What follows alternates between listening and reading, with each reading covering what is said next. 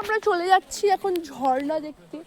20 metre 20 Hey everyone, welcome back to Middle Class Moonlight and this is the last part of Ghatshila trip. Last ভিডিওতে আমি share করেছিলাম এই ক্লিপগুলো যেখানে আমরা ফুললুঙ্গরি পাহাড়ে গেছিলাম আর ফুললুঙ্গরি পাহাড়ের গায়ে একদম একটা ঝর্ণা রয়েছে, সেখানে গেছিলাম বন জঙ্গলের মধ্যে দিয়ে, যেখানে গেলে তোমার মোবাইলে থাকবে না কোনো নেটওয়ার্ক। আমি পুরো ব্যাপারটা পার্ট 2 তে ভীষণ ভালোভাবে এক্সপ্লেন করেছি। যারা এখনো পার্ট 2 টা দেখোনি so please go and must watch the part 2। যারা ট্যুর রিলেটেড ভিডিও এরকম অ্যাডভেঞ্চার পছন্দ করো তাদের খুব ভালো লাগবে পার্ট 2 টা।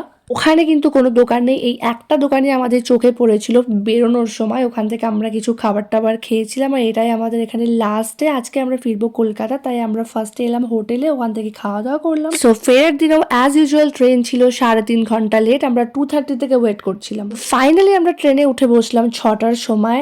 আমরা আসার সময় ভীষণ মজা করেছি। You know guys which song is this, like if you know you know. So আমি মিউট করে দিয়েছি কারণ আমি কপিরাইট খেতে চাই না। এই কামরাটা পুরোটা আমাদের লোকজনে ভর্তি। চা খেলাম, আরো কিছু টুকটাক খাবার খেয়েছি। আমি আমার বন্ধুকে বললাম একটা ভিডিও কর, যাতে মনে হয় আমি ঘুমাচ্ছি। তারপর আর কি, বাকিটা ইতিহাস। আর এই ট্রেনও করেছে ইতিহাসের পাতায় রেকর্ড। 6টায় ট্রেনে উঠেছি, রাত্রি 12টার সময় আমরা ঢুকছি হাওড়াতে। প্রচন্ড কাশি, গায়ে জ্বর আমার।